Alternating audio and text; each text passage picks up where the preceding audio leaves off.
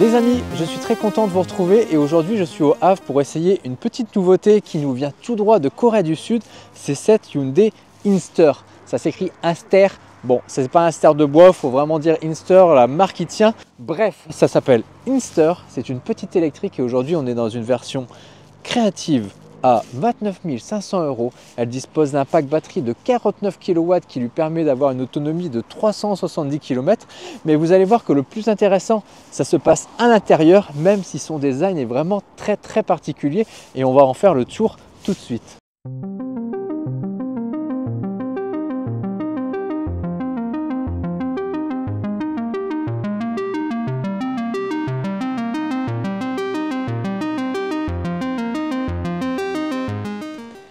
Les amis, voici ce petit Hyundai Inster. Inster, c'est un nom qui n'a qu'en Europe, puisque en Corée du Sud, il s'appelle Casper.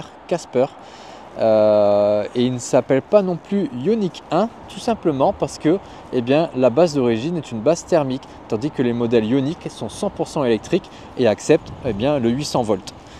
Bon, on va parler du design et vous voyez, c'est pas très grand et c'est pas très large. C'est aussi long quasiment qu'une R5, mais c'est beaucoup plus petit en largeur. On dirait presque une K-Car japonaise. Et au niveau du dessin, comme toutes les électriques chez Hyundai, on retrouve ces petits pixels. C'est très joli. Ça donne un vrai caractère à l'auto. Et comme c'est une électrique, la calandre est pleine. Et je vais vous montrer les Casper tout de suite en thermique. Attention. Et ils sont passés comme ça en calandre pleine parce qu'au niveau refroidissement, on n'a plus besoin. D'ailleurs, regardez, il y a des petites trappes ici qui permettent de s'ouvrir pour refroidir au cas où. Mais en termes de refroidissement par rapport à une thermique, on ferme tout. Ça favorise effectivement l'aérodynamisme, c'est logique. Il en va de même pour les jantes sur le côté qui sont quasiment pleines. Ils ont un sacré caractère et on ne le voit pas très bien. Mais en fait, le capot ici, il est bombé. Ça lui donne encore un petit cachet supplémentaire. Et on va faire un tour du véhicule, regardez. C'est vraiment très cubique. Et là, c'est sûrement l'endroit le moins valorisant, c'est la partie arrière. On retrouve ces pixels. Là, c'est au niveau du freinage. Par contre, les clignotants apparaissent ici. Comme à l'avant, on a ce petit sabot qui lui donne un petit côté baroudeur parce que finalement, il a une petite garde au sol. Petits détails sur les rétroviseurs qui sont intéressants, c'est que là vous avez le clignotant et le clignotant se répète ici. Et comme d'habitude chez Hyundai, vous avez la petite caméra ici qui vous permet d'avoir la visibilité sur l'angle mort. C'est-à-dire que même si vous avez des énormes montants, en fait toutes les caméras qui sont autour de la voiture vous permettent de vous déplacer très facilement en ville. D'ailleurs, dès que vous mettez le clignotant, vous activez la caméra d'angle mort. Assez rare également pour la catégorie, ces barres de toit qui sont entièrement fonctionnelles, elles ne sont pas là juste pour faire joli. Et même si cette voiture fait très petite, ça c'est un avantage parce qu'elle se faufile partout, vous allez voir qu'à l'intérieur il y a quand même énormément de place. Moi en tout cas, cette Inster, elle me rappelle une autre japonaise, enfin une autre asiatique, c'est la Suzuki Ignis. Qui n'a pas une carrière terrible en France, mais qui était une voiture plutôt sympathique.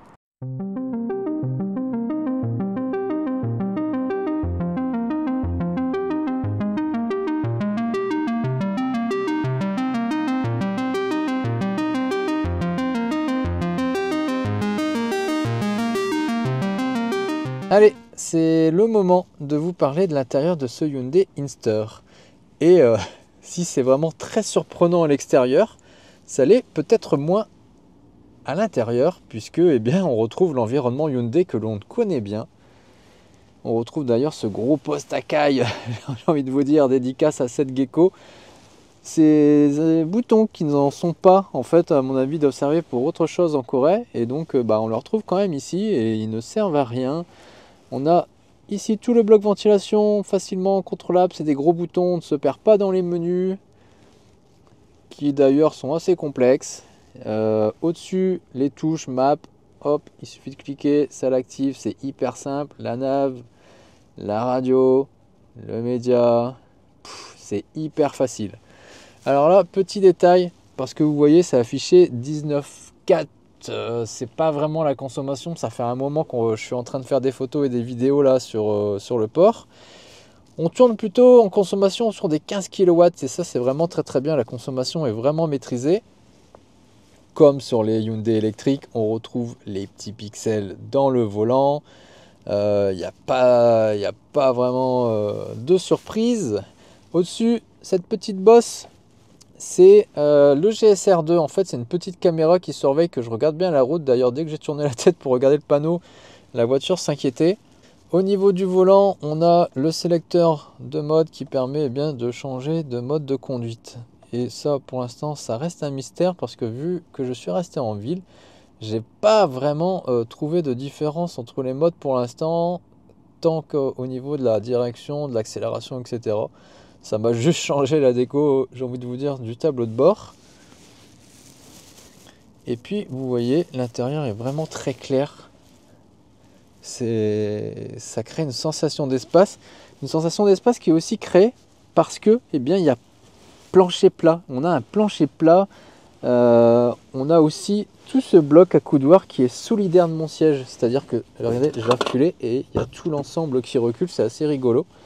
Et puis on a de la place pour ranger tout et n'importe quoi. Là j'ai une charge induction, regardez comment c'est profond. Il y a de la place partout. Hop, j'ai la petite trappe ici, c'est pareil. Le choix des couleurs il est vraiment assumé. D'ailleurs quand je suis dedans, en fait elle rappelle quasiment la couleur de la carrosserie. C'est rigolo. Et regardez, je vais vous montrer les sièges que j'ai aujourd'hui. C'est des sièges qu'ils appellent pied de poule. Ben oui, regardez le petit motif. Et j'ai envie de vous montrer aussi quelque chose parce que j'avais fait le test sur R5. C'est-à-dire que je vais me remettre en position de conduite, donc assez près du volant. Et puis je vais passer à l'arrière et vous allez voir la place qui me reste. Allez, je passe à l'arrière. Petite poignée qui est ici. Donc j'ai réglé le siège pour mes 1,77 m. Et là, contrairement à R5, waouh, ben... il y a de la place, il y a carrément de la place. Et pas vraiment pour le passager, mais là regardez, vous avez même une petite prise USB-C. Et je vais passer dans le coffre. Hop.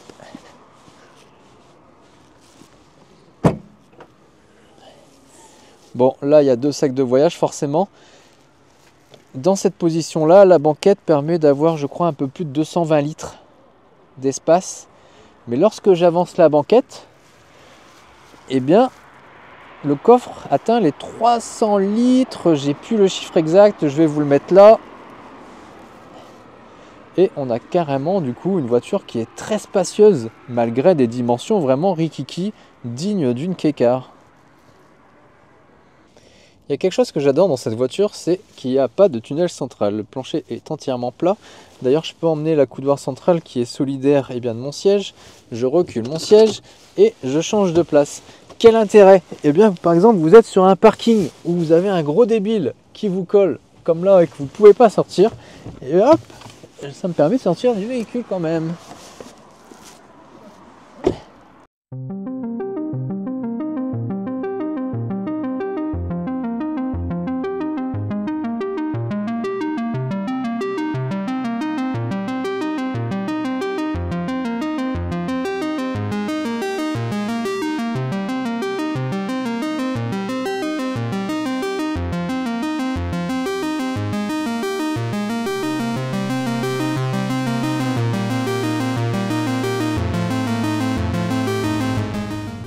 Les amis, on se retrouve sur la route au volant de ce Hyundai Inster. Et donc la route entre Le Havre et Yport, pour ceux qui connaissent. Il y a quelques virages, on prend un petit peu de vitesse et ça nous permet de juger les capacités de cette voiture. Et évidemment, elle est beaucoup plus à son aise lorsqu'on est en ville que sur ces routes. Malgré tout, c'est vraiment très très correct. On a un petit peu de roulis, mais en termes d'amortissement, c'est très confortable. Au niveau de la puissance du moteur, je ne vous en ai pas beaucoup parlé parce que finalement ça a très peu d'importance. Enfin, ça a un peu d'importance. Si vous êtes sur la vidéo, c'est quand même important. On a un petit moteur électrique qui propulse les roues avant de 115 chevaux. 115, pas 215, de 115 chevaux. Et il promet le 0 à 100 en 10 secondes 6. Il y a également un one pedal, c'est-à-dire que je n'ai plus qu'à arrêter d'accélérer pour un arrêt total du véhicule. C'est une conduite très très confortable. Et hop, on repart ensuite. J'ai eu le temps tout à l'heure de jeter un petit coup d'œil sur la fiche technique et effectivement la voiture est homologuée à 15 kW en consommation WLTP on va dire. Et justement on tourne à 15 kW. Donc finalement c'est des chiffres qui sont très facilement atteignables et dans ce cas on peut dire que la consommation et l'autonomie de 370 km sont possibles. Évidemment si vous montez que sur l'autoroute ça ne sera pas possible. Surtout qu'elle a un physique pas vraiment avantageux pour prendre la vitesse. Le pare-brise est très incliné, ce qui provoque des bruits d'air évidemment. Pas un look de suppositoire entre guillemets comme une Tesla. Regardez ici on a des petits virages. Elle n'est pas dangereuse, elle est très très saine mais elle a tendance à écarter la trajectoire. Au final on a vraiment des sensations de conduite qui sont très très bonnes. Même si son terrain de jeu c'est la ville, il est tout à fait possible d'aller sur le réseau secondaire sans trop se poser de questions. Alors j'ai un petit peu joué avec les modes de conduite et donc en fait tout simplement effectivement lorsque je change de mode de conduite, le mode snow ça va servir pour les conditions délicates pour envoyer la puissance. Eco, comme son nom l'indique, économie d'énergie, économie la team. Normal, le mode pour tout le monde. Et le mode sport avec une réaction à l'accélérateur qui est quand même un petit peu plus rapide, mais lorsque vous avez que entre guillemets 115 chevaux, difficile de s'en rendre compte. C'est vraiment lorsque vous adoptez la même allure que vous sentez que la pédale a plus de réponse. Mais bon, avec un Inster, je ne pense pas que ça en vaille la peine de switcher entre les modes. Ce sera vraiment au niveau de l'affichage que ça va jouer. C'est pas un Inster N. Je sais même pas si ce type de produit risque d'exister. Why not, pourquoi pas. Ça peut être rigolo. En tout cas, de l'extérieur, il a vraiment un côté baroudeur. Mais lorsque je suis dedans, je me vois là, je suis engoncé, j'ai une garde-toit qui est énorme. J'ai l'impression que je suis parti avec mon utilitaire à Leroy Merlin. En tout cas, moi j'aime bien son petit look. Ça change vraiment et c'est l'avantage de l'électrique, même s'il existe en version thermique, c'est de proposer des modèles avec des looks vraiment de concept car. Et pour le coup, c'est réussi. Je pense que comme moi, vous avez vu, derrière le volant, on a des petites palettes qui se cachent. Alors, c'est pas des palettes pour changer les rapports, parce que sur une électrique, vous n'avez qu'un seul rapport, c'est pour jouer sur la régénération d'énergie. Et donc là, je suis passé en mode one pedal, c'est le mode que je préfère. Mais il est possible de l'assouplir. Et j'ai 1, 2, 3, 4, 5 niveaux de régénération. Et là, je suis totalement en roue libre. Plutôt cool. Même si pour une électrique, c'est très intéressant de jouer sur le one pedal. Ça vous économise tout simplement les freins et ça vous donne une grande souplesse.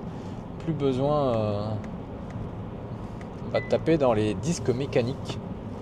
Et ça permet d'augmenter la régénération de façon très naturelle. Allez hop, petit coup d'accélérateur. On n'a vraiment pas de coup de pied au cul quand on accélère. Très progressif.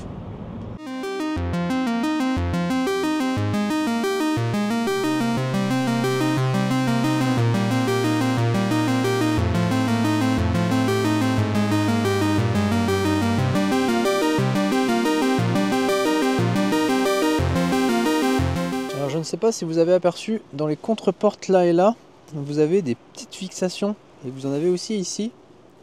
En fait, il y a des gammes d'accessoires, une gamme d'accessoires qui va être disponible. Par exemple, on pourrait mettre une tablette là, ici aussi, et là par exemple, vous avez des petits crochets pour accrocher un sac ou quelque chose comme ça.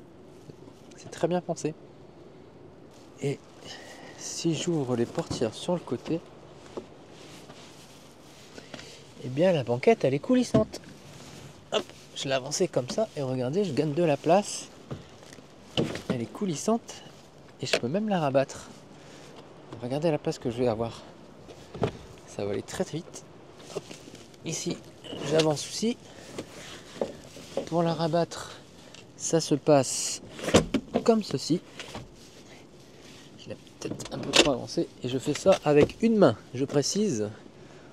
Hop. Hop. Et là, regardez mon volume de chargement. Je peux faire ça aussi pour ce siège. Je peux faire ça aussi pour le siège conducteur, mais là, c'est pas vraiment pratique. Mais je peux vraiment mettre quelque chose de très très long. Hop.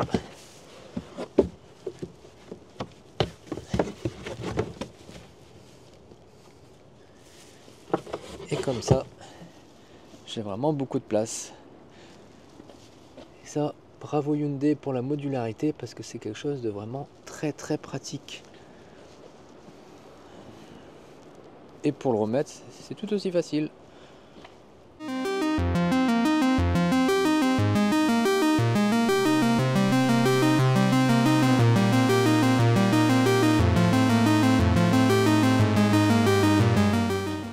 Regardez, je suis avec plusieurs Hyundai Inster. Je suis avec une version vert mat, orange, bleu nuit, encore un vert mat. Et j'ai surtout là-bas le Santa Fe. Et vous voyez la différence de proportion entre les deux voitures, c'est assez exceptionnel. Et ici, j'ai un très beau Tucson qui rend très très bien dans cette couleur. Et on peut s'apercevoir que Inster, c'est vraiment la petite citadine par excellence. Celle qui va se faufiler partout, facile à garer, pas très large. C'est vraiment une voiture parfaite pour la ville. Hein. Également, regardez la version qui est là-bas. Ah là, les petites jantes en 15 pouces. Ça, on a vraiment plus l'habitude d'avoir ce type de jantes sur les véhicules. Là, ici, vous avez les grosses jantes. Et ici, les toutes petites. Et ça change vraiment l'allure du véhicule. C'est pas mal non plus comme ça. Hein. Et vous avez l'intérieur sombre. Ça change complètement l'ambiance.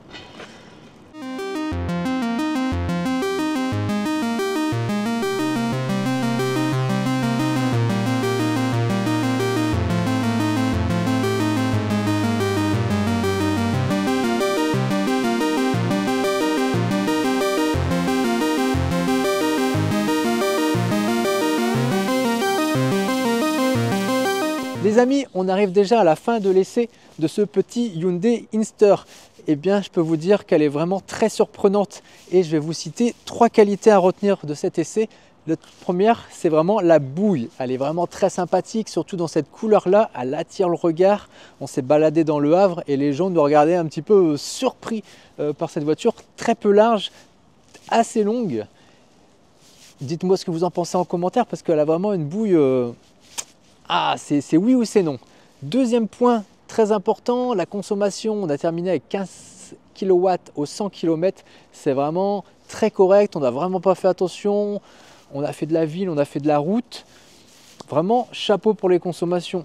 Troisième point très important, l'habitabilité. C'est une voiture très peu large mais assez longue. Et finalement, dedans, on a vraiment beaucoup d'espace. Vous avez vu, c'est modulable. On peut mettre les sièges, on peut les coulisser. Très bien fait. Dites-moi en tout cas ce que vous pensez de cette voiture, elle ne laisse vraiment pas indifférent. Et n'hésitez pas à vous abonner à la chaîne, plus on sera nombreux, plus on sera de fous. On se retrouve très vite pour de nouvelles vidéos. Allez, à bientôt, ciao!